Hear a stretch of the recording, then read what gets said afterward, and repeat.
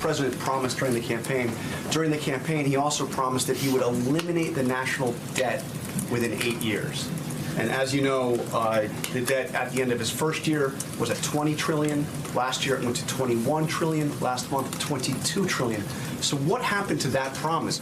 Look, again, the last administration nearly doubled the national debt. And when this president ran for office, he made a commitment to the American people that he would attempt to tackle the debt within 8 years. This president did that the very first year that he came to office by sending forth a budget that balanced within 10 years and had more spending reductions than any in history.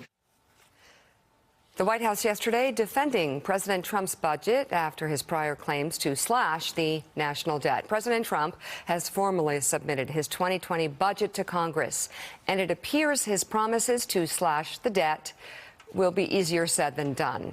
Trump is proposing a record $4.7 trillion budget for the next year, with a large focus on increasing defense spending while making cuts to government benefits. Joining us now, White House correspondent for Reuters, Jeff Mason.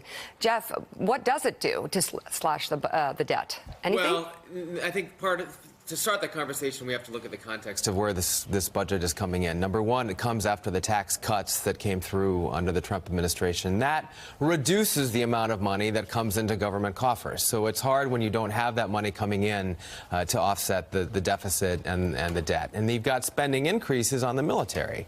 So you've got those two things happening at the same time. I think it's also important in any discussion about the budget to mention that this landed with a thud on Capitol Hill. It is a political policy document. It shows what the president cares about, but it is not something that is likely to become law. Yamiche, what do you think? I think that this is also something that the president is trying to lay out, as Jeff said, his priorities. The idea that he's asking for $8.6 billion for the border wall, something that he's probably not going to get from Congress. So up the number. Yes.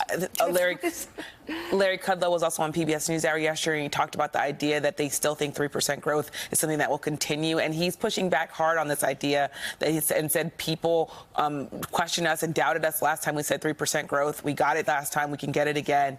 However, experts still tell PBS that that's just not really realistic. Two huge gimmicks, I think, plague this budget. First of all, as Jeff pointed out, the president does not extend his tax cuts into the future. So basically, he doesn't acknowledge the fact that the government is going to be spending a tremendous amount of money giving tax cuts to the wealthy. Second of all, for defense spending, they put all the money in the future years into the overseas contingency operation, the so-called OCO account, which is really a way to keep it off the books and not under the Budget Control Act caps. And so that's basically a $1 trillion gimmick. So I think there's going to be a much bigger deficit in the future, and I think the budget's not going to hold up. It also puts Republicans in a little bit of a bind in terms of saying we are the party that cares about fighting the debt and fighting the deficit. It also gives perhaps some gifts to the Democrats in terms of the other cuts that he makes. I mean, he makes massive cuts to the State Department, to the EPA on environment, education, etc. Democrats can come out and say, look, this is a policy document, and these are all the things that we're against. And what is Republican about the president's financial policies at this point?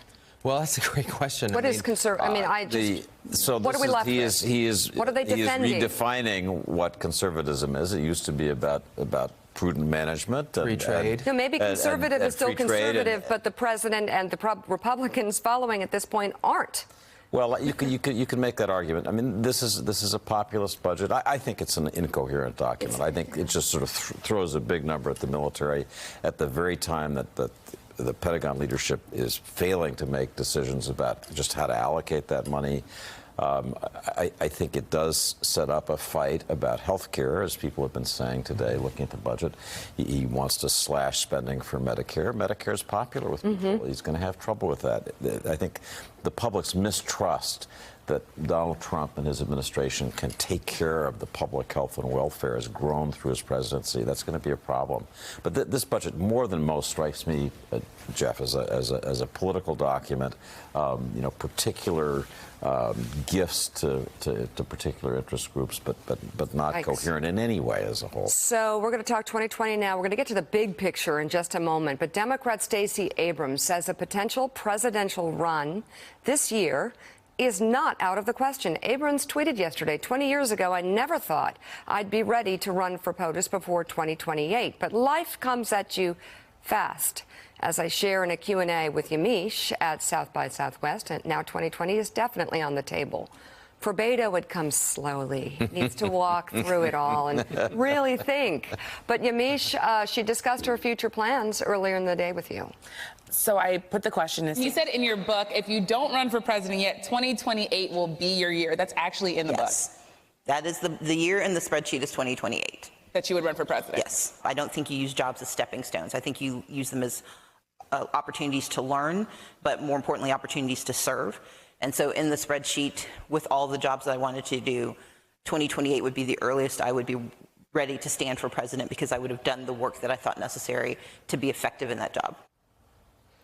How'd you find her? And tell me more.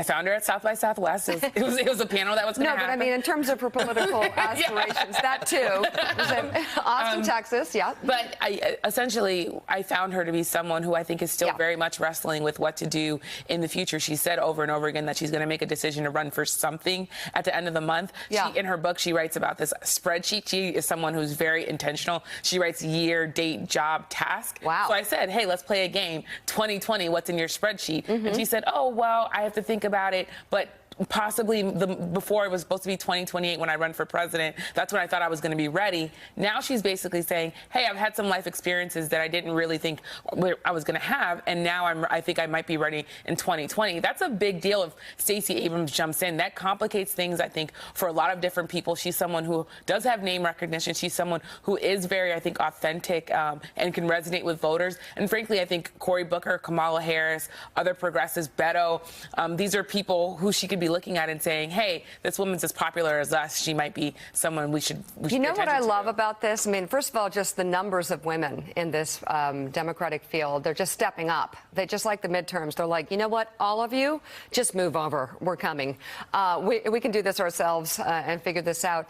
But I also love that the women are saying, I've been planning to run for president. I've been planning for a long time. I'm thinking it's coming faster than I thought. Well, one of the messages. Yes, to the spreadsheet. Yeah. One of the messages she said was, you know, people really pushed back on me when I said I want to run for president years ago. And people said, you shouldn't say that out loud. That's not something. Please. And she said, actually, no, you need to be as ambitious as you want to be. Don't put any limits on yourself. And I think, especially in this age where people are saying, yeah, why not? Why can't women be ambitious? She also shared with me that a lot of people told her she was too dark, her hair was wrong, her teeth were wrong, she should lose weight, don't get into politics because you don't look the part.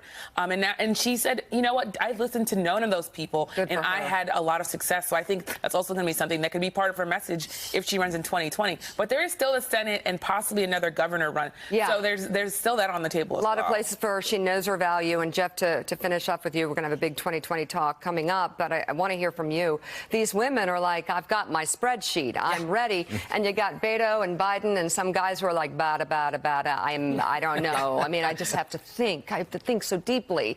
The women are standing out, but overall in the field, no one's really standing out. Not yet. Yeah. And then we'll see if Biden comes in, how that changes things, because he has been at the top of the polls. But I think to the idea of Stacey Abrams getting in, you know, politics, particularly presidential politics, is so much about knowing your moment. Yes. Look at Barack Obama and the debate then between him. When to strike. Exactly. And Hillary Clinton, he jumped in. She's clearly saying maybe 2028 is not my moment because she's had a really big moment in the last year, and that may help her if she decides to throw her hat into the ring. I did know your value talks around the country, and I'm like, don't miss the moment, because women so often miss the moment. I love that she's verbalizing this and kind of going, is it here?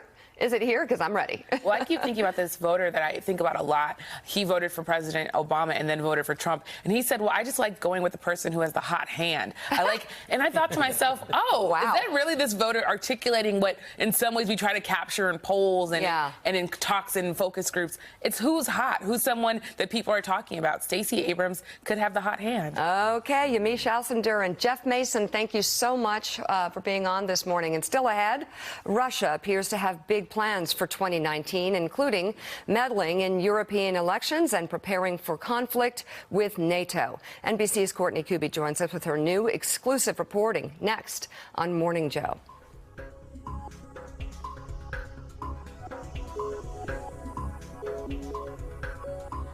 Thanks for checking out MSNBC on YouTube, and make sure you subscribe to stay up to date on the day's biggest stories. And you can click on any of the videos around us to watch more from Morning Joe and MSNBC. Thanks so much for watching.